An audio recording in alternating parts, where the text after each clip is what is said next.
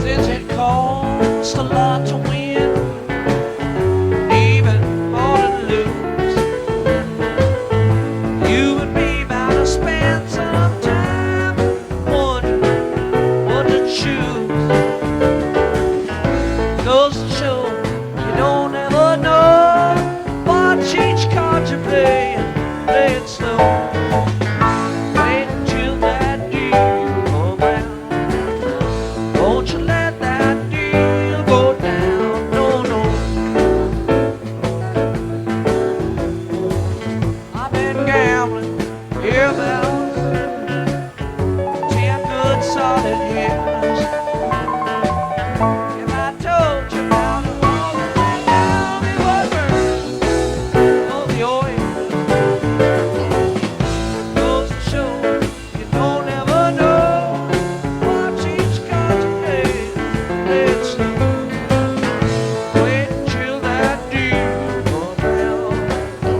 Don't you let that deal go down. Okay, that was Deal at Nassau Coliseum in Uniondale, New York on September 7th, 1973. Very fun deal, Jay. Why did that one stick out to you? Why'd you choose it? So because I'm not inherently a date sort of person, I have to look at the Grateful Dead timeline from the perspective of like what guitars and effects and amps and stuff Jerry was using and how that sound changes over time. And so I've been picking, I'm not going to give away anything else, but this one was Wolf's first show in 73. And I like Deal as just a classic representation of like how Jerry sounded in that year. I feel like it can change from season to season even, but this is a year where Alligator remnants were sort of put into Wolf and Wolf was born. So yeah, first Wolf show, and that's why I chose it. How'd everybody do? Well, we'll hear in a sec. When you say remnants were put into it, what do you mean? Like, how did that process occur? So obviously, like I cannot claim with 100% certainty to know any of this, but I'm grateful to be friends with a guy named Mike Wald, who has had a pipeline, so to speak, with Healy for many years. And Healy sort of he'll drop these nuggets, but he'll never give you the full picture. And so Waldo is like the ultimate translator. And with some recent discoveries, we were made, I think it was probably last year or the year before, where we learned Wall of Sound Wolf, which was always assumed to have like an onboard effect, oboe. It didn't have oboe in 74, sorry, but it was always assumed to have a buffer. It didn't have a buffer. It was just a passive setup. We learned Alligator was a passive setup in 72 in Europe. There was a blaster, a couple shows, for maybe 2 or 3 shows, but it was an experiment, and multiple people, Big Steve said no battery in Europe. Healy said no, it was finally revealed. So now we're kind of in this interesting year for Jerry where he's still pre-active guitar. And you can hear it's just sort of a classic Fender single coily sound, even though it's a custom guitar built by Doug Irwin. But it doesn't really have that signature like Wolf sound that we associate with 77, 79 era. So. Wow, I'm glad you're here, Jay. Dude, sorry, I'll explode with some nerdom, man. But you're in the right place, man. Everyone got it except Thomas. So Rich, Steve, and Larry on the next round. Thomas was 1 year off in 1974. Oh, good guess, Season man. 2 is starting out hot, man. Jesus, no margin for error. How'd you? Oh, that one's. Oh. Steve, we'll go back to our returning champ to start things off. What did you hear there? How'd you ID 73 versus 74 probably? Well, that's really interesting what you said, Jay, about the pickups and the active versus passive and the difference in Wolf's tone between pre-hiatus and post-hiatus and after the the Travis Bean guitar and all that, because Wolf changed a lot when it came back. And so when the first initial riff of Deal came in, I'm like, well, that's 73. Because just like the drum tone and but when you said that was Wolf's first show, I'm like, that's so weird because it sounded like Alligator, but now it makes sense because it was basically using the guts from Alligator, and the or at same least amps. similar. Even he hasn't changed his whole amps. He just got a new guitar, a lot of the same components. Maybe even the same pickup. So great observation. Good ear. So yeah, that's what I had. That was great. Thanks. Welcome back, Steve. Thank you. Glad to be here. Yeah, just to refresh everyone, Steve is 52 from Lincoln, Nebraska. Rich is also on the next round. Rich is 56 from New York City. Rich, nice pull in 73. What'd you hear there? Well, first of all, I have no musical technical background, so I'll be taking everybody's intellect way down. What I heard was just general 73. I heard Bobby's actually guitar, which is sort of a giveaway for me. And also Garcia's vocals in 73 have a little bit of twang to it. And so that's just what I went with. What about Bob's guitar? What signaled 73 to you? It has that sort of, I don't even know how to, it was like, it wasn't as clankety clank as maybe 73. It has like sort of like a slight, it was a big guitar, I think, and it was a slight muffle. Got it. It's how I got it. I don't know. I love hearing people describe Bob's guitar. There's a lot of different onomatopoeia there. It's and they're always right. I like clankety clank. They're all valid. Yeah. Awesome, Rich. Glad to have you. You're on the next round, as is Larry. Larry is 54 from Vermont. So Larry, nice pull. What'd you hear there? A lot of what people said, but I just heard so much 73 lately with the 50th anniversary of so much stuff going on this year. There've been a lot of that, which is awesome because by far one of my favorite years. So it just sounded like 73. Big, nice Keith banging away, coming in there strong. I agree with Jerry's vocals, just kind of sounded 73 to me. If you had said it was 74, probably wouldn't have surprised me, but went with 73. Nice pull. Okay, Thomas is the one who was only 1 year off and was punished mercilessly for it. Sorry, Thomas. He is 37 from Montreal, Canada, back on Guest of the Year. Why 74? And were you considering 73? I was actually, yeah. It was either like 72 to 74. I heard Keith kind of getting jazzy there. Didn't sound like the later Keith years where it was just like kind of lazy. Yeah, tough one. Brutal. I mean, that's the classic 73 versus 74. How did you get into the Dead? Yeah, how'd you get into the Dead? Oh man, kind of grew up like I said, New Brunswick, Canada, which borders Maine. So I don't know, a lot of Deadheads in my high school. I was DJing my high school cafeteria, and the guy in the DJ booth with me, there was like a little like radio station in my cafeteria, and he played Shakedown Street studio version, and I was just like, what the fuck is this? Went home and like Napstered the shit out of Grateful Dead and just like downloaded as much as I could. And I've been obsessed ever since. That was when I was like 14. So, but yeah. And you were telling me before, there's not a ton of Deadheads in Montreal. No, there's not. But when you do find one, it's like, whoa, like, let's be friends immediately. But I just met Brad Barr, who was playing with Kreutzmann's band, Billy and the Kids, which was pretty cool to meet him recently. And yeah, we've been vibing. I told him that I was going on the show. He's pretty stoked. So thanks for having me. Yeah, I really appreciate you coming on, Thomas. Larry, Steve, and Rich are on to the next round, trying to get it down to 2 for the 3-song final series. Jay has more awesome picks lined up. Let's hear the next one.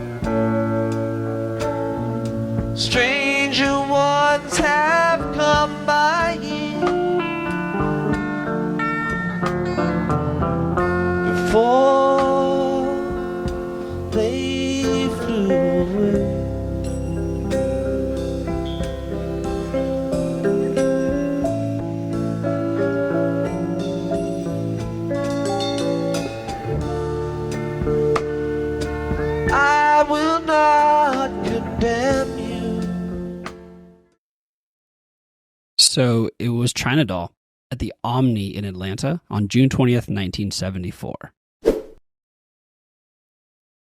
Jay, always good to get a China Doll on here. Why that one? So this one was my good friend Waldo's pick.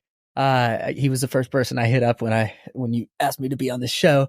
And I was like, oh, dude, like I have to get one from you because he knows the timeline better than anybody. And this is one of the weirdest pieces of gear that Jerry really ever used. And I think it was a one-off. I think this is the only time. He sends this to me and I say, is that a fuzz? He goes, good ear, but it's a fuzz wah. And so there was a pedal called the Color Sound Fuzz Wah that clearly Jerry played and I don't think liked very much. And we don't see it reappear throughout the rest of the timeline. I'm not, China Doll's not my favorite one yet. It's still growing on me. I need to do a lot more listening to it.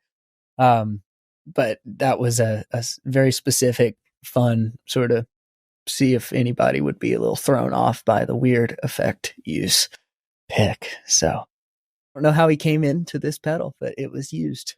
That was actually my question. It's like, how did Jerry get new gear? Again, a lot of this is hypothesis, but Dan Healy is really, after Alembic sort of goes out of the picture, Dan is the person that's working on Jerry's instruments. He's modding Jerry's amps.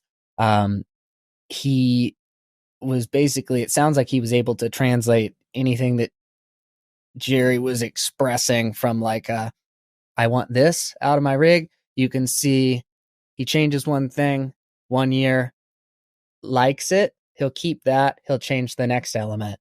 And then eventually by like 78, really, I think it's fall of 78 is when you see Wolf get the configuration that he just kind of takes and runs with for the rest of his career, with obviously continued tweaks. But that's really, it takes him from, the 60s playing around with all kinds of different guitars. In the 72, he finds the amps that he likes. 74, he finds that he can sort of condense those amps to a more efficient setup. 76, he gets his guitars almost where he wants them. 78 is where it's like, oh shit, like amps, guitars, that's pretty much Jerry's sound dialed. So I like these early 70s because you can hear these experiments just on and off constantly. Do you have a favorite Jerry tone? Favorite year? A favorite year? Yeah. That was one of my my alternative picks, but I didn't have enough emotional attachment to the actual show date. But 89 is there's something I love so much about that. I think it's because a lot of that sound is around the years that my dad would listen to around the house growing up. So I think it's just something that I heard early on that really resonates with me. And I was born in 96, so I have no connection to the music while it was in its true first form or whatever. But I kind of try to relive it by making it myself, I guess. Like it's the only option I have. So yeah, you're doing a crack job at it. Thanks, man. Wait, so what? Sorry, what? Why was this guitar different in 89 than it was 90 and 88? Great question. 88, you see a return to the pickups that he was using from 78 to 80, December 81. So he gets these DiMarzio pickups, these new dual sound pickups, which give him a couple options of sounds. He can use the coils on them in parallel or series, and it just part of that helps shape his tone, and it's right there at his fingertips. That's probably the first component in the outside of his hands. It's the pickups.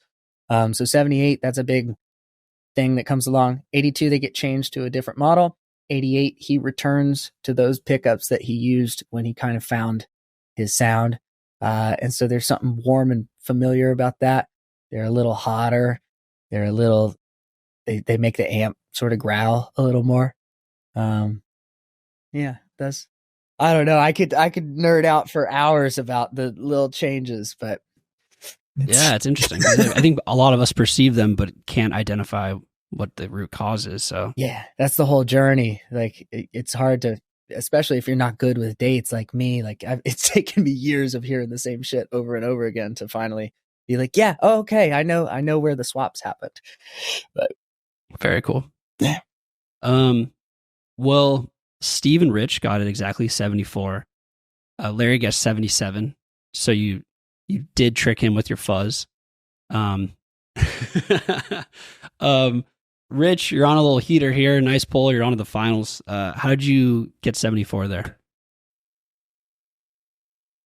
Well, first of all, I was like, I almost got scared hearing that China Doll. Like, I was like, what is that? And China Doll is a very confusing one over the years. I personally like, but for me, and again, the only thing I know about technical stuff is that soundboards sound better than audiences. But what I heard, first of all, I think 74 in the wall of sound can be very confusing.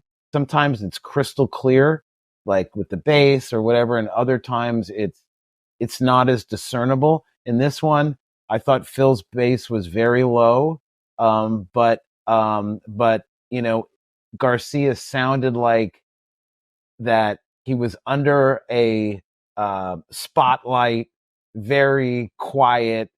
And my secret edge in 1974 with the wall of sound is that Bill Kreutzmann is in my forehead and in the mix, and that's how I got it. Is in your forehead? Like you feel it in your No. It the sound in the mix, right? It's in the center on the top of my head, and that's how I know it's the wall of sound. Whoa. And everyone immediately again, nodded. Except I for know my no dumbass. technical stuff. ooh, that's my new trick now too, Rich. Thanks. Love that, man. That's Always learning new tricks on Guest of the Year, even after 44 episodes now. Thank you, Rich. You are on the finals. Steve, you also guessed 74. Yeah, talk to us. When it first started playing, my first thought was some like I thought there was like a 74 meltdown jam, but then it very quickly there's China Doll, and then it was that fuzz tone that's very specific to that tour. I don't know if it was just one it show. may have been more. I think there was a couple more, but not a lot. And I can't prove you would that probably on know any it level. better It just than I kind of would. feels like it just kind of feels like it's made a few appearances, but not a ton. It didn't last very long, but it's very distinct, you know. And kind of like what Rich was saying, there's a weird, like the wall of sound started getting developed in 73 pretty earnestly, but it was after the Cow Palace show in March, I think it's 323, that like the tone changed of the soundboards, and I can't tell you why, but it just did. And so that's kind of, I was like, oh well, that's the actual wall of sound. And Rich is spot on. Like the drums are just different, and Phil's bass in particular comes through a little differently. So that was it. Good pick. Yes, that was deep. Oh, and by the way, if my favorite China Doll is 319.90. I'm gonna write it that down. whole second. That whole second set. Well, it's the China Doll. Listen to the whole thing because the China Doll just brings it all right on home, man. Steve, you're on to the finals. Larry, 77. What tripped you up there? I don't know. I knew it wasn't 77, but I typed it in anyway. That fuzz tone really threw me. And I'm sitting here listening to it. I'm like, what is this tone? We got this Jerry tone dude, and he's like throwing this stuff out at us. And I couldn't get past it. But honestly, I was kind of debating between 74 and something a little bit later. And it threw me off. Everything everybody said, if I'm kind of like hearing it back a little bit now, and I don't know why I didn't put 74, but I didn't, and there you go. So Larry, how did you get into the Dead? It just kind of happened. I in like 6th, 7th, 8th grade, I was learning music, listening to everything I could. Growing up in New Jersey, listening to good New York radio stations. I didn't have like the older brother or sister to turn me on to stuff, but my buddy Tom did. And we spent a lot of time in his sister's room listening to her records. And she had a couple of dead ones in there. And so like, as I'm like learning music and stuff, like I, they weren't on the radio a lot, but occasionally. And I just always had this sense there was something different about this band and different about their fans. And there was something else there. And I was kind of like seeking it out, like trying to figure it all out. And while that was all kind of going on, I was also like hounding my parents to like let me go to concerts, rock concerts. And it was this summer after 8th grade when they finally let me go to shows. And that September, Dead came to MSG, played a couple nights, September 82. So me and a buddy went up the first night, and I remember my dad insisted on driving us up to the show. I was 13, and on the way up, we were talking about this other guy that we went to school with that was going to go both nights, and we're both like, I don't know, like we just wanted to see like as many shows and as many bands as we could. So we're like, why would you go 2 nights or whatever? It's gonna be great. We're going tonight, but driving home, it's like shit. I want to go tomorrow. So it was a blast. It was awesome. Had the time of my life. And, I said, wanted to go back the next night. Couldn't go back the next night. But when they came back around to the Meadowlands in, April 83, went both nights. And they came back to the Garden in October 83, went both nights, and on and on and on. So your dad pulled up to Madison Square Garden and you just hopped out of the car? You got it. That's it. Wow. Yep. Wow. That's incredible. Yep. I'm thinking of like basketball players now who like whenever they go to the Garden, they always like try to score 50. Do you think the Dead tried to score 50 at the Garden? I think to a degree, yeah. I mean, I think they've talked about that it was definitely something that they, it was a place that they like were looking forward to playing when they finally got to play there. And they talk about kind of the bounce, how the whole thing's suspended and the floor will kind of move and bounce. They talk about how that, kind of they can feel the energy that way. And the energy in there was always top notch. I mean, I'll tell you so that St. Stephen show, right, in 83, when they broke out St. Stephen, I felt like I could kind of see the energy coming from the stage and emanating across throughout the whole arena. Like I was kind of like halfway, kind of like, where center court would be, looking to the band on my left. And when they started, they were just kind of, getting into it. It was coming into St. Stephen and people were starting to recognize it. And you could almost see this wave of recognition across the venue as more and more people realized what they were playing, and the energy just peaked and peaked. And, yeah, I mean, it was wild. You could literally see it was like a wave, and I don't know that I've seen exactly that at another venue. It's cool you're at that show. Yeah, That's that was amazing. Fun. It was good times. Larry, thank you so much for coming on Guest of the Year. It was real pleasure. Sure. I wish I could stay longer, but you guys, good luck to you guys, and we'll catch you next time. Yeah, Thank definitely, you. Larry. Thank you.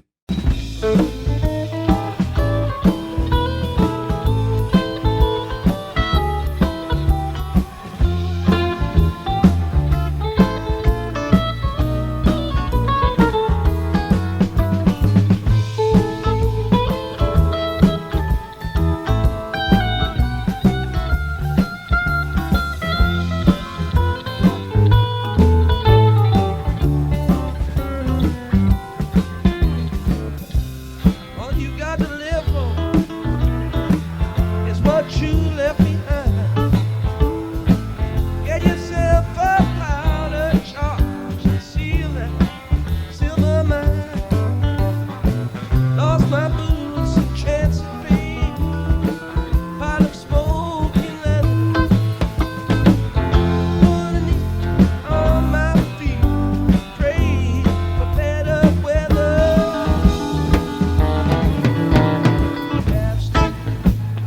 Mississippi uptown. Hello, baby, I'm gone goodbye. Half a cup of rock and rye. Go out to you, old southern skies. I'm on my way, on my way.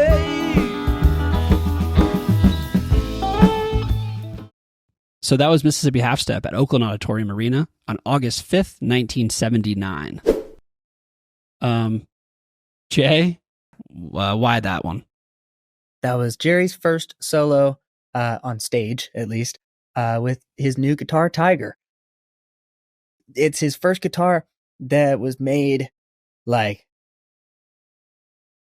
kind of with all the parts that he had settled on and delivered. So it wasn't something that had to be gutted and modified and modified and modified. It was like kind of from the get-go, he's like, yep, this is it. It's basically Wolf. It's almost Wolf's everything sound-wise at that point. But then it changes only in 82 and again in 88, and that's really all that happens to Tiger. So it's sort of his most consistent, most loved, most Jerry guitar in my opinion. I don't know. There's just this nervousness to not maybe wrong word, but like sort of excitement of like you can hear him sort of jump the gun on a change, I think, and he's like, I've been there with playing a guitar for the first time, and you're getting used to the feel, and it's fun, it's exciting. Okay, so Steve was closer. He guessed 1980. Rich, he was 1 year off. Rich was 2 years off, 1977. So Steve goes up 1 point ahead in the finals here. Steve, you guessed 1980. What was your thought process? I almost said 79. I was right because I was waiting to hear, Brent Midland and his Plinky Keys, which were way back in the mix. I'm like, is there even what's going on? And then I heard that. I'm like, okay, so that put it 79, 80. And man, I've watched that August show. It's up on YouTube. Great black and white video. So I've seen that, but for some reason it was Jerry's vocals, and I thought I couldn't tell is that the Irwin looking Phil's bass that he was playing in 80, or was it Big Brown? And I couldn't. So so it could have. I was like, it could be 79, it could be 81. So I went 80. I played the game. Rich, 77. Talk to us. Yeah, I mean, well, that did not strike me as what I hear in 79. 79 can be kind of confusing because it's a transition, and there's a bit of a, again, in my technical expertise, of a muffled Garcia and a little bit more pronounced Bobby Cowboy, little clankety clank in 79. And I didn't hear that. I did not. I'll be interested in re-listening when this goes up, because I did not hear the keyboards at all. And I'd actually was going to go with 78 because 78 is a little bit more sloppy than 77. I thought it was one of those. It doesn't have the classic sort of runaway freight train vibe of 1977. I thought it was like almost a little bit of like a slow 77 where it would be a head fake. But, I think what I went with 77 was because I forget in 79 that Phil's bass is pronounced, and that can masquerade a 77 feel. If any of this makes any sense. It's awesome. It does. So Totally. Cool. Dude, all of these guesses are so valid. Like the explanations, I'm sitting here going, yeah, I think I probably would have guessed that too. If somebody had thrown that at me, like there's so many ways you almost play tricks on yourself where you're like, you latch on to a certain thing and you think, oh, it sounds really close to this month that I know really well, but turns out it's a year away. It always throws me off. Rich, you're a New York City guy. How'd you get into the Dead? I'm guessing you saw them at the Garden as well. I did see them at the Garden, but I listened, as Larry was saying, like classic rock in the New York area. And I knew, like Truckin', Uncle John's Band or Sugar Mags, whatever was on the radio. But I went to college in upstate New York, and there was a full-on PhD deadhead at 18 years old who was already a tour road veteran from New Haven, and his name was Eagle, and he lived on my floor, and his older brother was a deadhead. And he, I remember going into his room, and, by the time I left that smoke-filled room, I was on the bus, and I'm just so grateful to be here that I'm not crazy and I'm not alone. And, the thing about the Dead is that through good times and bad. The older I get, the lyrics take on more meaning. Dust off those rusty strings one more time. Like can't quit for trying. Can't win for trying. All that sort of stuff. I really, to be frank, I've learned a lot about life through the music, and it's always been there. And there's certain songs, no matter what's going on in my life, I just, you put it on and you're like, there's no way I can't run down the street, with my hands in the air. You know what I mean? Like, that. That's the best. So yeah, that's my thing. Wow. Beautiful. Yeah. Awesome, Rich. Well, Steve has 1 point. Rich has 2 points. The idea is to be as low as possible after 3 songs. Let's move on to the second song of the 3-song final. Let's hear Jay's pick.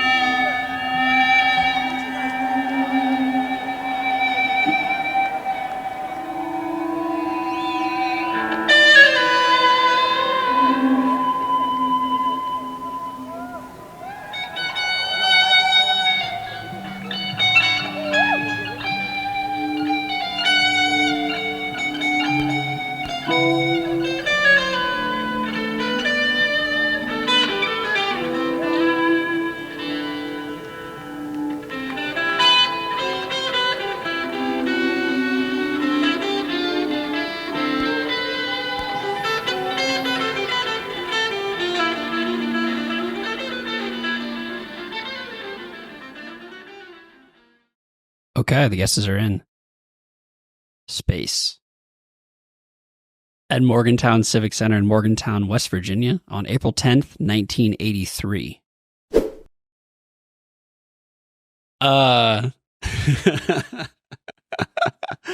Steve did nail that. Stop.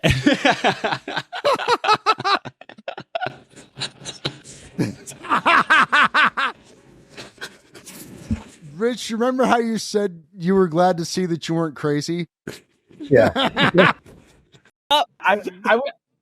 I was in the bathroom during that one. There's a story that I'll tell when Mike asks me about Oh it. my. There's a thing that goes with that.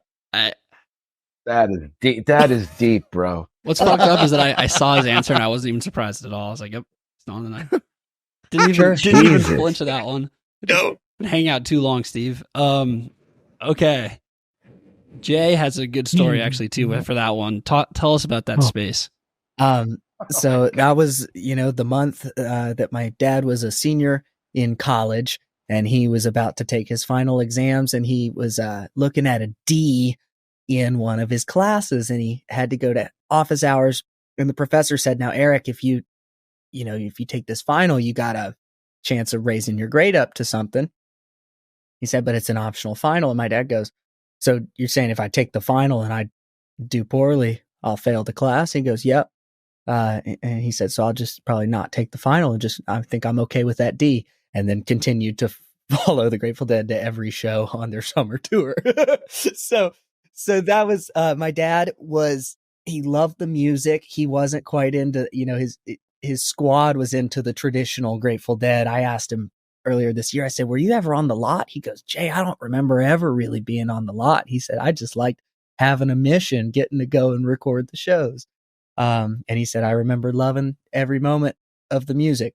So he taped probably 45 shows from about 81 to 83, probably last show in 84, and then sort of became a a grown up for a little while. And it's been really fun to connect with him in a way where I think he's sort of opening himself back up to the world of the Grateful Dead and going, oh my. I think it's grown and shifted since he was a participant. But yeah, he taped that one, and I wanted to include one that he recorded. And I think there was one moment in there where I heard he said he always set his levels pretty low, so because he never wanted the levels to clip. And I was like, oh, that's awesome. He goes, I didn't know what I was doing. He said, I just didn't like what it distorted. But I think there was a moment where Jerry does a little pull off thing where I think you can hear my dad's mics maybe clip. It was so loud. Wow. So I guess that kind of ties into how you got into the Dead, because your dad got you into the Dead. Yeah, but he will tell you if he was here now, he'd go, yeah, but I didn't force anything. He's very adamant. He's like, we did not push the Grateful Dead on Jay one bit. But I've been telling people a lot recently. I've been remembering this very early memory of listening to Victim or the Crime, the studio version on my dad's stereo with him. And I just remember this like deep feeling of worry because of the music. And it wasn't like the environment was fun. I was listening to music with my dad, but I was like, why am I scared of this song? And at that age, I recognized there was something so emotionally powerful about the band. But it kind of took me until high school to turn around from like, oh, that's my dad's music to, oh shit, I'm deeply connected with these sounds in some way, shape, or form. And so the sounds of childhood, him playing it around the house, just stuck with me and sort of emerged around age 13. And then it's just been, 27 now. So however many years of searching as a guitar player for sort of the sound and some of the feel and just see what it was all about, because they were ahead of their time. Yeah. I hear a lot of kids listening to like Dire Wolf or Truckin' or something. Not a lot of kids listening to Victim of the Crime. I love it. Well, the first song I ever heard was as a baby on the way home from the hospital was I Will Take You Home by Brent singing. It's not a crowd favorite, but I listen to that song and I just get goosebumps. I don't remember that moment, unfortunately, but somewhere in my soul, it's gotta be there.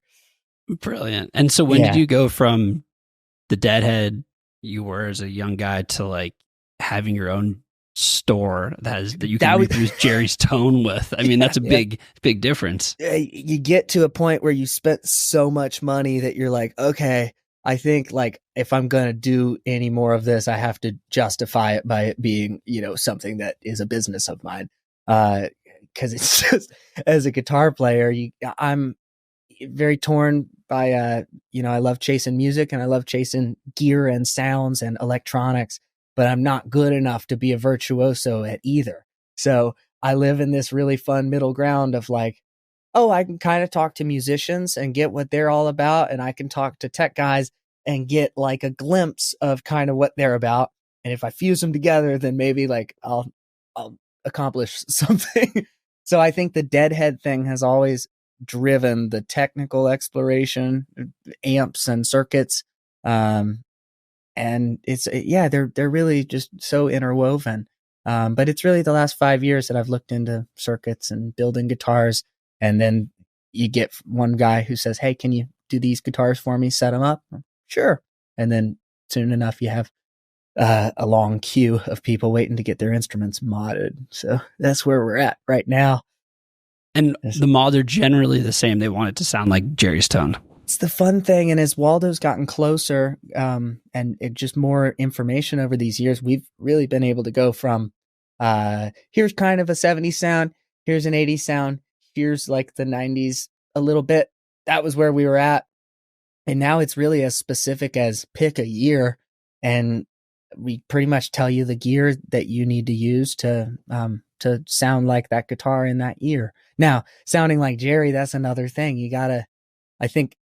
I've always been very adamant, like, hey, although I love gear and I'm fascinated by it, got to learn to play the instrument too, like just as much, if not way more than learn your gear. But nice gear can be fun. And so, yeah, sounding like your favorite year of the Grateful Dead, who doesn't want to have that experience? all that info, the links to the Jerry Tone actual store and the Instagram are in the show notes. Really brilliant, Jay. Thank you. And Steve, how the fuck did you pull that 83? Okay, so my good friend and past guest of the year contestant Jack, Jack, and I'm not kidding, is an 83 space fanatic. He thinks space from 1983. Like we almost started a podcast just about 83 space. We just haven't done it because we haven't gotten our shit together, right? But like that's Jack's like favorite music. That's amazing. He just like, and so that he'll just send them kind of out of the blue through re-listen, like, hey, we got another one, you know? And so there's a very specific energy coming out of Garcia at that time. Like he's really in his shit. Demons. Yeah, right? yeah. Yeah. And so, and that absolutely comes through during those passages, right? Where he can just stand up there and scream, right? And so that's what I was hearing as much as the like guitar tone, which is pretty, like it's sharp and it's a very unique thing. And there's not a ton of effect beyond overdrive. Just a little overdrive on there. Yep. Yep. And so it's just him just standing up there bleeding, you know? And so it's very specific in that way. And it's really feel like more so like it actually feels like it's coming, like he's expressing something as opposed to just noodling with the delay pedal on, which he also did sometimes. You know what I'm saying? Like I gotta go do the space thing, you know, right? Gotta go play the space for the people, right? But in 83, it's very like it's you're in it with him, you know. And so that's I kind of closed my eyes. I'm like, yeah, this is 83. So hat tip to Jack, and he's just gonna love the shit out of this. That was awesome. Wow. Yeah, shout out Jack. And that I would listen to that podcast, and I do listen to your current podcast, Trying to Be Better with Joel and Steve, which everyone should check out. That's right. More Steve. Yeah, everyone gets the idea at this point. Right. It's great. That's funny. Thank you. Rich guessed 87. Very, very respectable guess. Why 87, Rich? Well, first of all, if you're going to going down on an 83 space you got to tip your hat. I'll take that one. All right. I just wanted to make it through the first round. Yeah. But yeah, no, I mean, so first of all, I was praying that we were going to hear The Wheel or Miracle or anything, right? So I thought this was just a head fake. But yeah. What, you know, it reminded me of like the 87. Like it reminded me of like a sharpness of, if I had to guess something, it's a sharpness, which doesn't have the slight muffle of 89, 90. Doesn't have 85, 84. It just 87 is a little crisper, maybe. And if I had to roll the dice on something, I, would do that. Again, totally reasonable. And you're not out of this yet. Steve has 1 point after 2 songs of the 3-song final. You have 6, but that's only 5-year difference. It's still very much a ball game going into the 3rd and final song. That I got to tell you, I'm going to have to go back to the drawing board. I mean, you guys are on another level here. I mean, I just pissed away 35 years of my life for nothing. It's so funny you said that, because I told people, I'm like, this is the moment I've been waiting for. I've been training for this for 30 years. I mean, damn. 83 space. God, my friends are going to love this one. Dude, it's unbelievable the things you say, like a sharpness or whatever, because when you say those, I can specifically tell you, like, Jerry changed a piece of gear. He has this sharpness in his pickups and his tone from 83 and 87 is very identical. So really damn good informed guess there. Damn, that's awesome, Rich. Yeah, good call. Same tone there. So you were right on. This is another league. Okay. All right, let's hear Jay's last song. Unless there's a tiebreaker.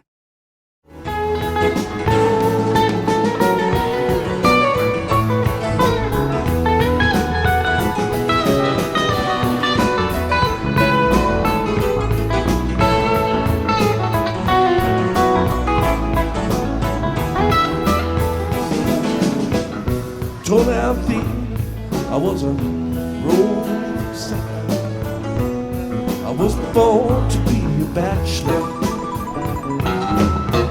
Alfia told me, okay, that's fine. You know now I'm trying to catch up. Can't talk to you without talking to me. We're guilty of the same old thing. Thinking a lot about less and less, and forgetting the love we bring.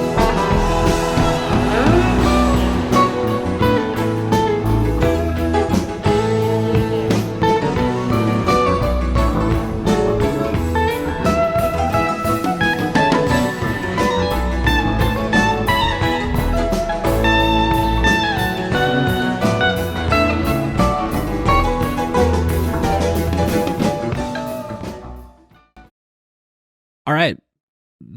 The guesses are in. Althea at the Cap Center in Landover, Maryland on March 15th, 1990. Jay, not exactly a space there. Why that Althea? I had to put Althea in here, or else I felt like I would have been, not doing a proper service to Jerry Tone. I feel like that's sort of the definitive song for Jerry Tone, because you get a guitar and a setup, and anybody that's into that music, one of the first things they always play is the snappy bass notes, which no other guitar player had. I feel like those snappy bass notes, that sound, piano wire snap, is like something that was the most unique about his sound. And for me, it was just the first tune that I heard that was sort of detached from the I don't want to listen to the Grateful Dead. That's my dad's band. I was like, oh shit, okay, there's something here. And it was sound, it was playing, and I go back and forth on 89 versus 90 as far as where Jerry was as a player. And you listen to 90 and you just hear all these sensitivity things going on that I don't know if he had in 88, 89. Like, he just was such a master in that year, On Fire. And it sticks in my ears. So had to submit that one. Okay, well, both these guys got it. Good job. Which means Rightfully. Yeah. Steve gets the W. Rich, nice pull, though. How'd you know a 90 there? Well, I mean, oftentimes 89 and 90 are very close cousins, but there's a particular space of 1990 within sort of the spring tour that's a unique 90 sound, sort of different from the rest of the year. And so that's what I heard. And, that's a bit of my that's when I was deep into it. So it sort of played to my strength. My strength generally isn't Morgantown spaces. I didn't choose the order of these now. Blame Mike for that one. I mean, I tip my hat, Steve, dude. I thought Lindsay Park was deep. That was amazing. 83. Morgantown 83 isn't at the top of your playlist? That's what I wake up to. Bro. Yeah. You are on another level, dude. That I tip my hat to you, man. Yeah. Congrats, Steve. The run continues. Yeah. Anything you want to add on that 90, Althea? Well, that was for you, Jay. You mentioned sensitivity, and I think that's like that. That's a thing. And Rich, you mentioned the space in 92, kind of in the music. That's real, and I think that a lot of that has to do with Rosebud coming into the picture. The sensitivity, Rosebud, and I mentioned this probably my first time on here. Like, it's a more refined sound somehow. It's more like polite somehow. And he's also he's starting to use that little delay that kind of trickled, just like a 2 or 3 hop delay on some of those flourishes in Althea. And that's really starting to happen in 90. And then the other thing for me is the Ken Smith bass that Phil's playing, that wide neck fucking thing. It like that thing when he hits those low notes, like, whoa. So that's, it's a very specific tone. So that's kind of a giveaway on 92. But I really appreciate what you said there, Rich. Like at 890, like it's like they're there's it's like the space I think is coming because they're listening again, back to the making it weird again, like they're really listening to each other again instead of just going out and playing through the thing, you know? Right. Yep. And they're loose from the year before. Like they've gotten to that new height. And I think, yeah, there's something, it's like the way something just totally matures and ages beautifully. Like 90 was the peak of that 87 to 90 streak. And I feel like there's a lot of that maturity element. Like they're like, you know, we're pretty good at this. We can do this. We don't have to. Like we might have actually gotten kind of good at this. Let's Explore play that. with that. I think Doug Irwin told me that. I don't know if I can't remember if he told me this or if it was Leo who told me. But I got to talk to Doug on the phone for a few hours one time randomly, and it was just unbelievable because he just, tells his stories, and I'm sitting there going, "Holy shit!" And but I think I remember him saying that he named Rosebud Saint originally, and kind of made it as a protector for Jerry. And so when you kind of put that in mind, that was like the guitar keeping Jerry alive is sort of how there's a lore to that, I think, which makes 90 even more powerful for me to listen back to. Well, Steve, you are on to Great job. next week. Jay, thank you so much for coming on Thank you, blessing us with these great picks and all this insight. Thank you, guys. Clearly, everyone, the whole community appreciates what you're doing, and you're very good at it. We appreciate it. Thanks, man. I appreciate you. This is a blast to be here, and unbelievable to everybody. That was so cool. Yeah, and congrats, Rich, on the great run. Really, you were like 1 year off in total besides the 83 space. Great run. Really impressive. Loved everything you had to say. And I'm grateful for you to do this. It was so fun. I was really looking forward to it. As you know, Mike, Steve, sincerely, first of all, I learned a ton from you guys, and it was really, really fun. And I'm just so grateful to be here. Well, we appreciate it. And we appreciate Right that on. forehead Same. tip. I'm going to remember that one. That's great. Billy Kreutzmann, that's my edge. Billy Croy, he's in my head, man. And I bid you good night, good night, good night. And I bid you good night, good night, good night.